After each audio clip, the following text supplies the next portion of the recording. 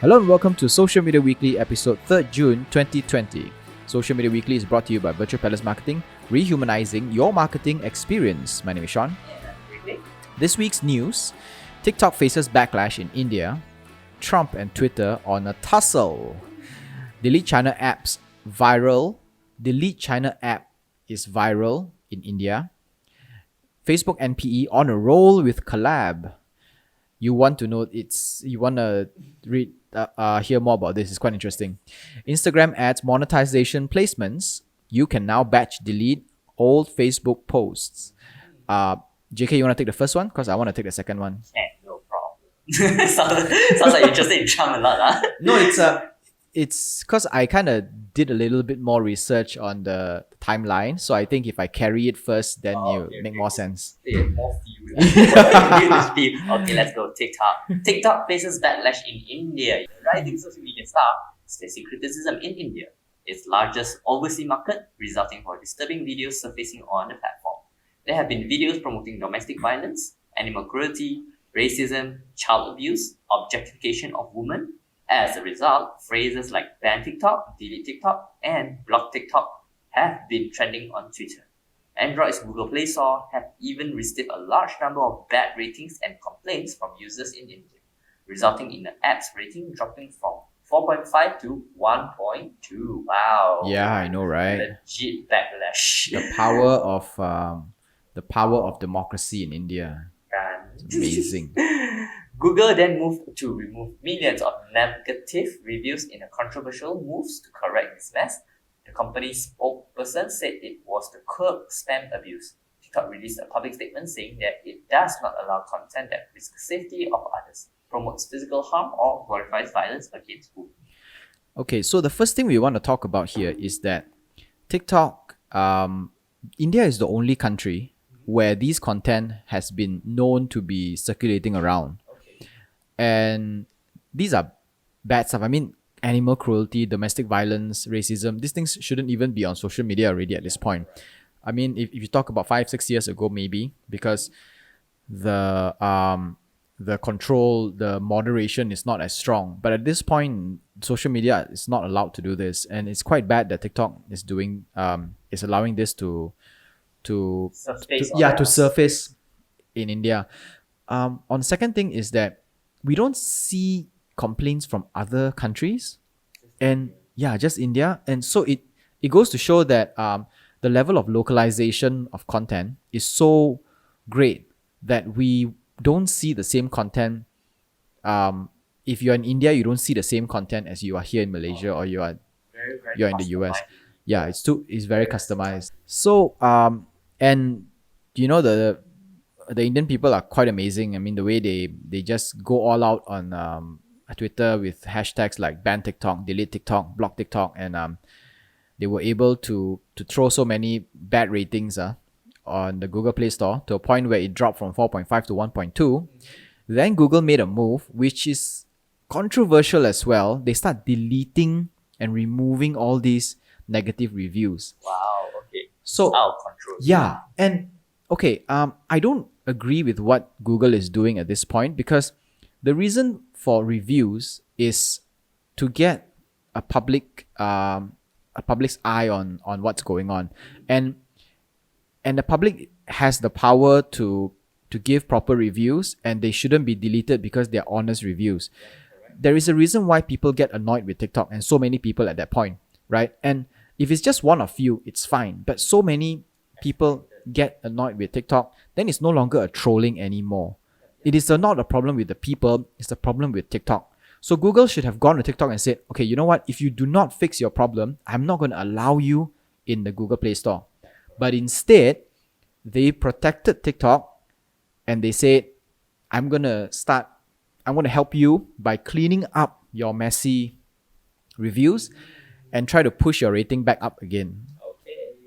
Yeah, it becomes a very personal issue. Yeah, it becomes agenda. like, yes, yeah, you know, it feels as if two of them have like a business agenda, like you said, right, going on, and they want to take care of each other's interests instead of taking care of the people's interests. The logos interest, Yeah, the freedom of speech. the users' interest, the freedom of speech and all that. So that has become a bit of an issue. Well, Google just like TikTok. Sadly, yeah. But well, lesson learned: never ever go against, especially violence against women. Yeah. It can be really, really scary. Yeah. Sexist topic is not. Just don't touch it. Yeah.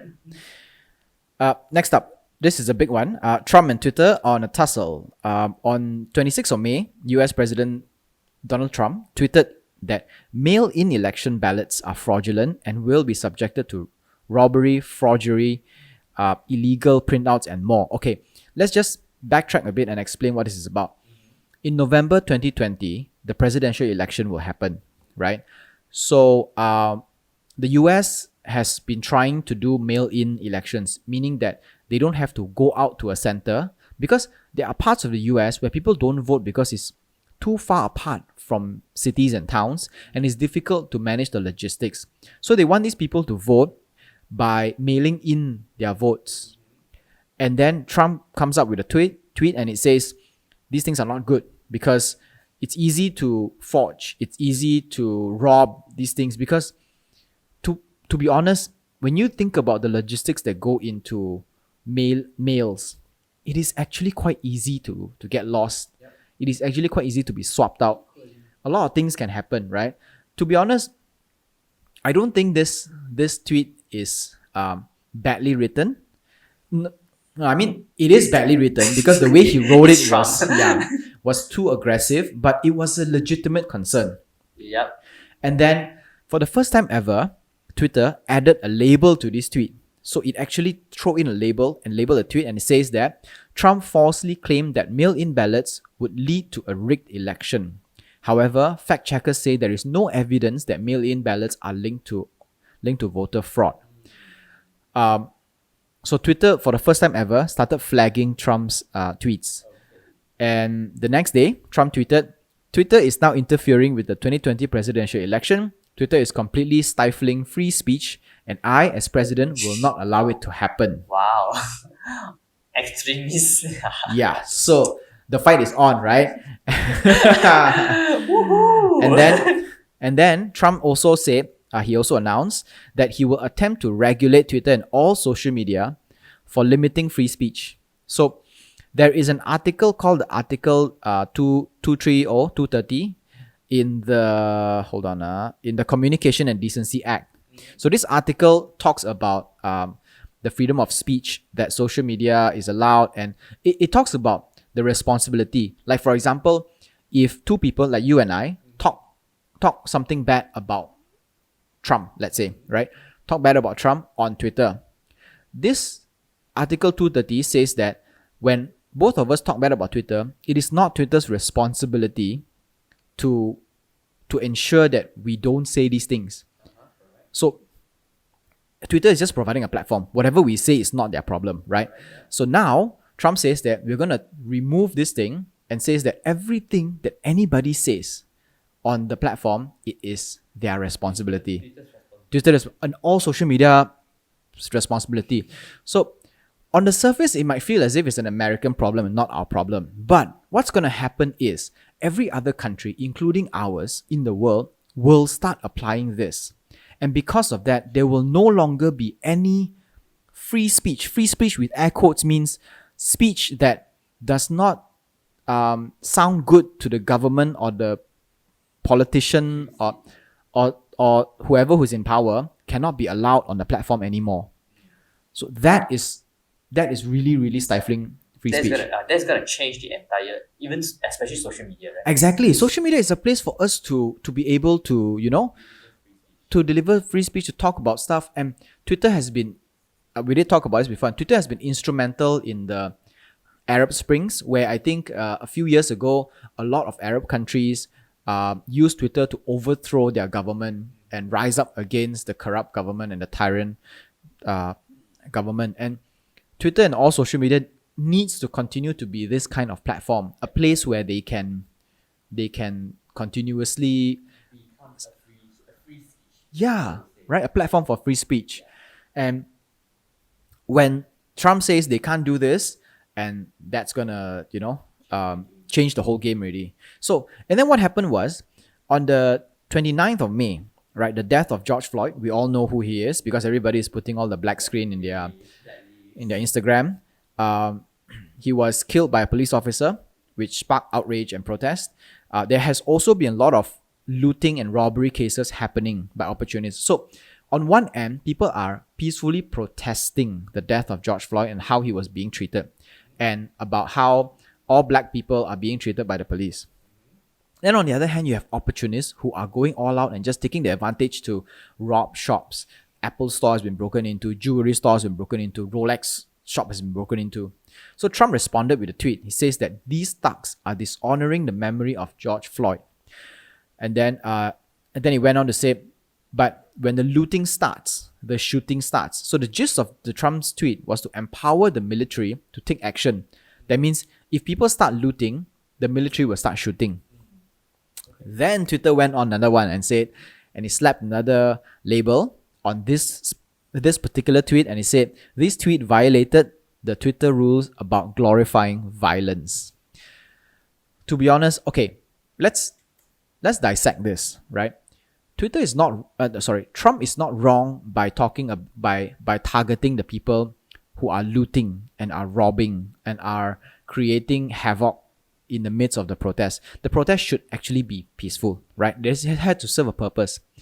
But what he did wrong was he put the word military and the word start shooting in the same context, in the same tweet, and it goes to show, like, you know, if you guys are going to continue looting, the military is going to start shooting you, which is it is glorifying violence. Yeah. I don't know. It's just about the first step. Like it's like coronavirus decided to admit that, oh, I am a Chinese virus, and decided to go bias to Trump. Logically speaking, this natural freedom, free of speech, should not have any bias instinct or even humanity mindset in it. It should be as natural. It should be very objective. Yes. It should address the situation, and it shouldn't be filled with anger and resentment and, you know, I want to exercise my power, that kind of style, speech, right? You are speech, free Yeah. of speech. That kind of this style. domain. Yeah. So yeah, Twitter, wrong first move. So in any case, what's going to happen now is that if Trump passes this new executive order, social media will be responsible for more for all the content that goes into its platform, which means that they will start to limit what we can and cannot say on the platform, which is going to be very bad for freedom of speech all around the world. Yes, because social media has been instrumental, like we said, right? Social media has been instrumental for freedom of speech. And if Trump takes that away, then it's gone. Unless, of course, Trump does not get elected in November, and then the next president dismantles all the things that he built. It's a very gray area, so Yep. Twitter, I don't know. Seriously. Forgive and forget, guys. Let's go back to China and India's fight. Yep, delete China app virals in India. China cannot stop making enemies from all corners of the world. Oh, so Trump-like. India being a new addition. On top of our previous report of Indians riled up over TikTok's lack of content regulation and its current political dispute with the Himalayan-bordered countries, there's a new viral app that removes China apps. The response so far have been overwhelming, with more than 1 million downloads in 10 days and ranking up 4.9 rate on Google Play Store. The name of this app is simply entirely Remove China Apps. Legit. Built by a self-proclaimed Indian startup. While it attempts to flag all China-made apps, there are some that fall in the grey zone.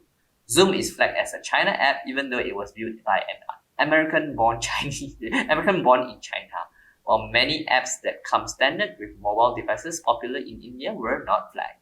Either way, it is clear that China needs to learn how to play by international rules if they hope to sail smoothly in other countries. Seriously, Yeah. China really needs to learn how to. Don't be so dominant. Yeah, you know, it's personally, I have nothing against having another global superpower that keeps the US in check, right? Or the European Union in check. It's good.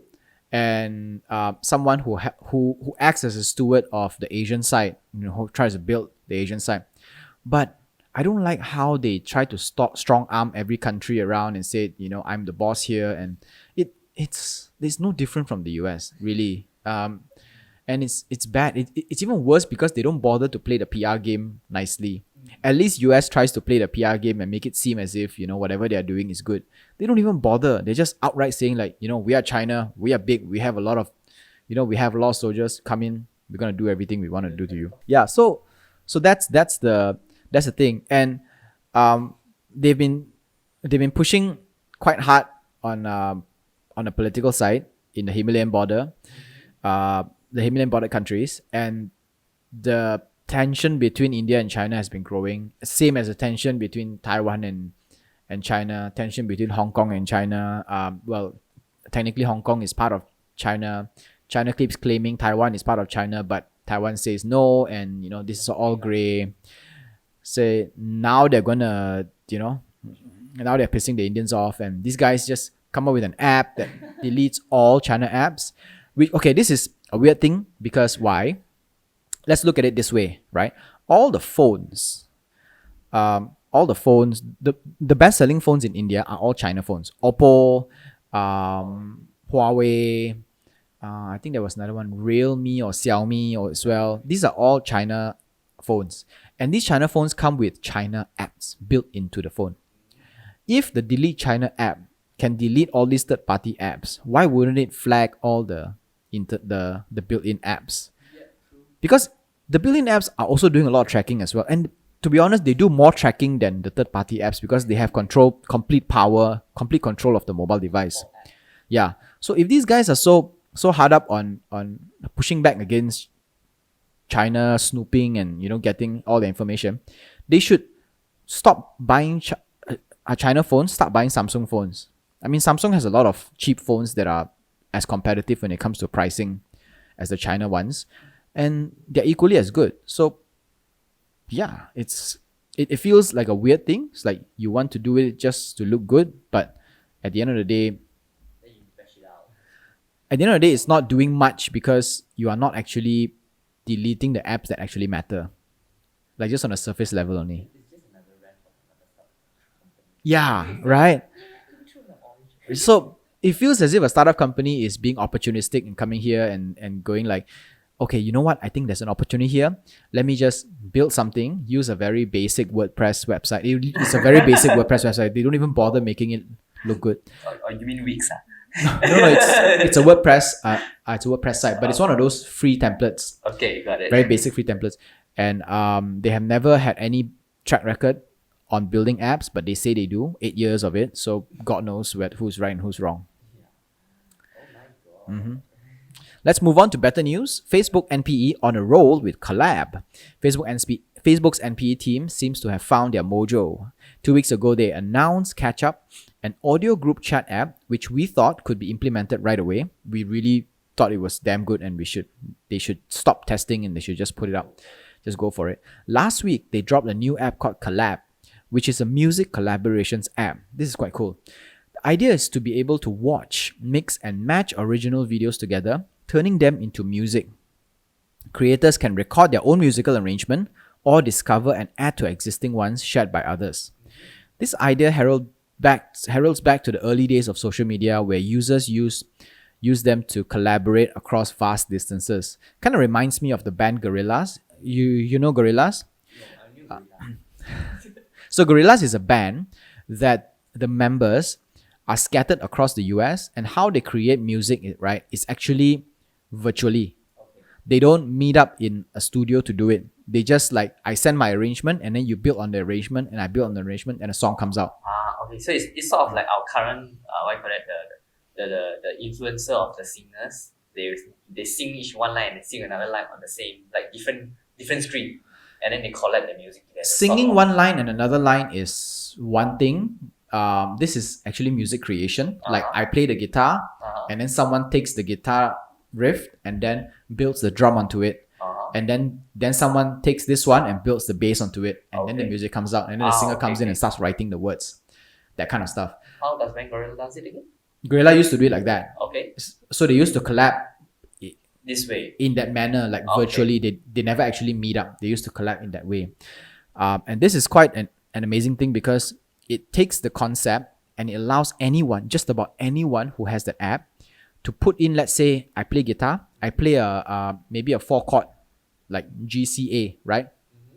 I upload it, and 2 days later, I open up the app. Someone in, let's say, Mexico or the US or Norway, right, took that GCA, and then they built the bass layer on it. Okay, And then, okay, got it. and then 2 weeks later, someone from across the world builds the drums layer onto it, and then it all of a sudden magically becomes a song. Okay. It's like that during our MCO when someone just draw an apple and then stack 3%, and then the person will draw an apple of their own kind and then start to form some, the screenshots. Sort of, yeah. So it's a very traditional social creation kind of concept. Yeah.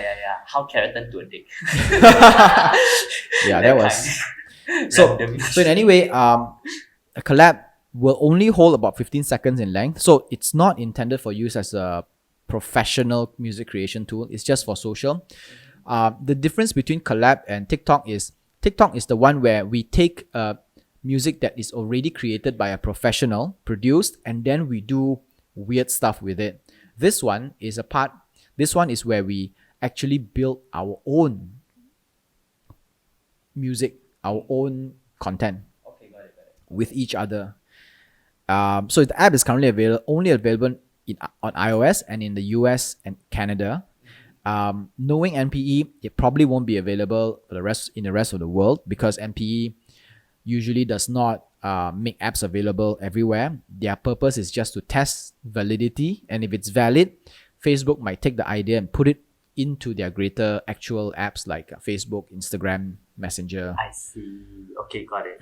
So it means in order for them to start this off, they really need like a very strong social influencer or celebrity that start this trendsetters. Maybe, yes. So let's say if, for example, they get a few people, a few artists to work together remotely, which is a good thing now because let's say if like Pearl Jam or some Aerosmith, right? They're all stuck at home, or Coldplay, they're all stuck at home and they want to create music. They can't get out.